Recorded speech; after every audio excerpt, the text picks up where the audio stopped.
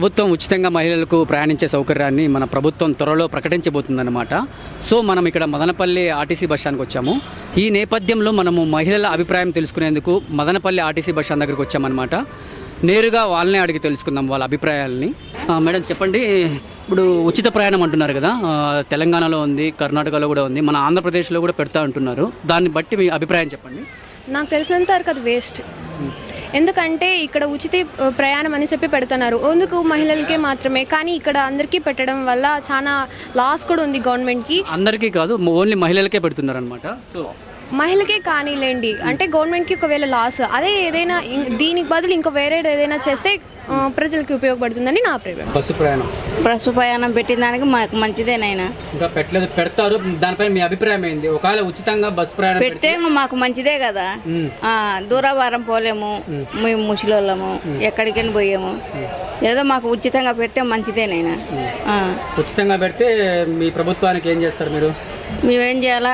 ఎవరు కలిస్తే వాళ్ళే మాకు. మీరు చెప్పండి, ఇప్పుడు ప్రభుత్వము మహిళలకు ఉచిత ప్రయాణ సౌకర్యం కల్పించబోతుంది త్వరలో. సో దానిపైన మీ అభిప్రాయం ఏంటి? మా అభిప్రాయం కల్పిస్తేనే బాగుంటుంది అనుకుంటున్నాం మేము కూడా. ఆల్రెడీ కర్ణాటకలో వచ్చింది, ఇంకా తెలంగాణలో చేస్తున్నారు, మన ఆంధ్రాలో కూడా కల్పిస్తేనే బాగుంటుంది. మనకు కూడా సౌకర్యం ఎంత ఉంటే మంచిగానే ఉంటుంది. కొంతమంది బీదోళ్ళు ఉంటారు, హాస్పిటల్కి వెళ్ళాలా, మంత్లీ వెళ్ళాలా, అట్లా వాళ్ళకి ఇంకా బాగా సౌకర్యం ఉంటుంది. ప్రతి ఒక్క దానికి సౌకర్యం ఉంటుందని నా అభిప్రాయము. తెలంగాణలో ఇలాంటి స్కీమ్ పెట్టినందుకు అక్కడ ఉండే మహిళలు చాలా సంతోషంగా ఉన్నారు, చాలా హ్యాపీగా ఫీల్ అవుతున్నారు. ఇక్కడ ఆంధ్రాలో కూడా పెడితే ఇక్కడ మహిళలు కూడా చాలా సంతోషం పడతారు. ఈ స్కీమ్ పెట్టడం వల్ల ఈ యూత్కి చాలా ఉపయోగపడతాయి, ఆనందిస్తారు చాలామంది మహిళలు మాలాంటి వాళ్ళు. అంటే అమౌంట్ ఉన్న వాళ్ళు ఉంటారు, అమౌంట్ లేని వారు ఉంటారు. కాబట్టి మనం అందరూ ఎక్కడికి ప్రయాణం చేయాలంటే చాలా కష్టం అవుతుంది. కాబట్టి ఇట్లా చేయడం వల్ల ఎవరైనా ఈజీగా ఎక్కడికైనా పోవచ్చు. వాళ్ళకు అంటే వృద్ధులు ఉంటారు, పని చేయని వాళ్ళు, అనాథలు, ఇట్లా చాలామంది ఎక్కడికి పోలేక ఉన్న చోట ఇబ్బంది పడుతూ ఉంటారు. ఇట్లా మంచి ఫెసిలిటీస్ ఇస్తే మంచిది. కాబట్టి మంచిగా గుడ్గా ఫీల్ అవుతున్నాను. తెలంగాణలో పెట్టారు, ప్లస్ కర్ణాటకలో కూడా పెట్టారు. ఇదే ఆంధ్రాలో కూడా పెడితే మాలాంటి స్టూడెంట్స్ అండ్ మహిళలు, వృద్ధులు చాలా హ్యాపీగా ఫీల్ అవుతారు. నేనైతే చాలా హ్యాపీగా ఫీల్ అవుతున్నాను ఇట్లాంటి ఫెసిలిటీస్ పెడతారని. ఉచితంగా కల్పిస్తే అన్నిటికీ మంచిదే అండి. కొత్త ప్రజలు వచ్చినా కూడా మంచిదే, కల్పిస్తే కూడా మంచిదే. ఉచిత ప్రయాణం వల్ల మీకు ఏంటి యూజ్ చెప్పండి? ఉచిత ఇస్తే ఇంకా మంచిదే కదండి, బాగా ఇది చేయొచ్చు కదా. మళ్ళీ మా అలాంటి బీద వాళ్ళకి అందరికీ సహాయం. అంటే అట్లా ఉచితంగా ఇవ్వడం వల్ల ఏమైనా ప్రభుత్వం నుంచి నష్టపోతున్నారా? ఏం నష్టం లేదు, ఏం నష్టం. మీకు మాత్రం బెనిఫిట్గా ఉంటుంది. యాక్చువల్గా అయితే మనకి నష్టమే అవుతుందండి. ఎలా అంటే గవర్నమెంట్ ఇట్లా ఉచిత స్కీమ్స్ అని ఇచ్చుకుంటా పోతే మహిళలు అంటారు, అంటే వాళ్ళు తిరగడం కానీ అంటే ఆబ్వియస్గా ఎక్కువ అవుతుంది. అలా ఇవ్వడం ఎక్కడి వరకు కరెక్ట్? ఇది అంతా మనం ఆంధ్ర ప్రజల మీద పడుతుంది స్కీమ్స్. ఆర్బీఐకి కట్టాల్సింది ఎవరు? ఒక ఎంప్లాయీ ఎవరైతే వర్క్ చేస్తుంటారో వాళ్ళ నుంచి ట్యాక్స్ ద్వారా కట్టాల్సి వస్తుంది. ఇలాంటి స్కీమ్స్ ఎక్కువ కొద్దీ ఆర్బీఐ వాళ్ళు మన ట్యాక్స్ అంతా ఎవరి మీద వేస్తారు? సామాన్య ప్రజల మీద వేస్తారు. సామాన్య ప్రజలకు వేయడం వల్ల ఏమవుతుంది? అల్టిమేట్గా ట్యాక్సెస్ ఎక్కువ కట్టాల్సి వస్తుంది.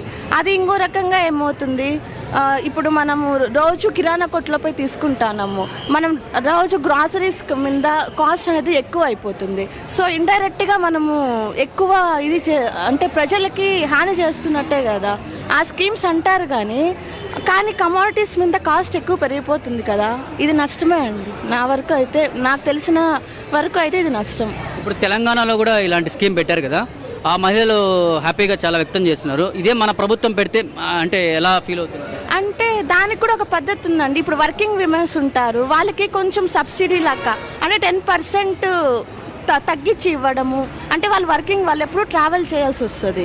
సో అలాంటి మెంబర్స్కి ఏం చేయాలంటే తగ్గించడం, లేకుంటే ఏజ్ ఎక్కువ ఉంటారు, 50 years అబోవ్ అలా.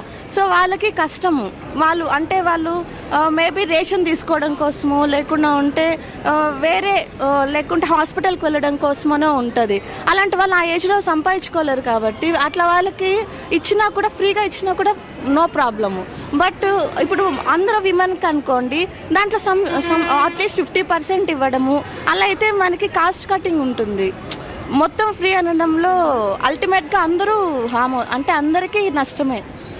మామూలుగా లేడీస్కి జాబ్స్కి వెళ్తూ ఉంటారు కదండి, ఇబ్బంది ఉండదు. మహిళలకి ఫ్రీగా అంటే వికలాంగులు అలాగ ఉంటారు కదా, ఫ్రీగా ఉంటే బాగుంటుంది. ఈ ఉచిత ప్రయాణం పెట్టడం వల్ల యూజ్ ఉందమ్మా? యూజ్ ఉంది సార్. చెప్పండి సార్. ముసలిళ్ళకు మహిళలకు ఇదేమో మంచిదే. ప్రభుత్వానికి ఎందుకంటే గబక్కన ముగుడు కొట్టేసాను అనుకో, ఫ్రీ బస్ ఉంటే ఎక్కేది ఎందుకు వెళ్ళిపోతారు అమ్మగారికి. ముగ్గురు కొడితే ముగుడు కొడితే ఏమన్నా టికెట్ డబ్బులే, బస్సు ఎక్కేస్తే వెళ్ళిపోతారు. అంటే ముగ్గురు కొడితేనే ఈ బస్సు ప్రయాణం ఉచితంగా అని మీరు అనుకుంటున్నారా? అదేది కాదు, అంటే దాని వల్ల ఇంపెక్షన్, కొంచెం ఇంపెక్షన్ 100%, 10% ఇంపెక్షన్ అది వస్తుంది.